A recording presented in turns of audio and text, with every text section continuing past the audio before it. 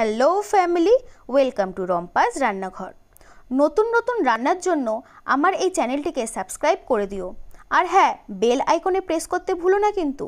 যেই পরিমাণে গরম পড়ছে তাতে বডিকে রাখতে হবে সবসময় হাইড্রেটেড। তার জন্য শুধু কি জল খেলে চলবে? না, চলবে না। সেই জন্যই আজকে নিয়ে এসেছি টক দই দিয়ে আজকে করে দেখাবো খুব সহজেই লস্যি রেসিপি। তার জন্য প্রথমে মিক্সার গ্রাইন্ডারের জারে নিয়েছি 500 গ্রাম টক দই। তাতে দিয়েছি 2 চামচ আমুলের গুঁড়ো দুধ, আর দিয়েছি জলজিরার একটা প্যাকেট, আর এর সাথে দেবো চিনি আর সামান্য জল। চিনিটা আমি প্রথমে দিতে ভুলে গেছিলাম, তাই পরে অ্যাড করে দিয়েছি। তোমরা গ্রাইন্ড করার সময় চিনিটা দিয়ে নেবে। তারপর এটাকে ভালো করে 1.5 থেকে 2 মিনিট গ্রাইন্ড করে নেব।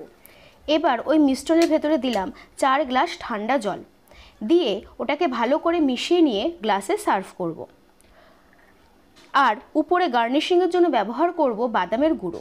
আমি প্রথমেই বাদাম গুঁড়ো করে রেখেছিলাম। তোমরা অবশ্যই বাড়িতে এটা ট্রাই করো, এই গরমের দিনে তোমাদের স্বস্তি দেবে।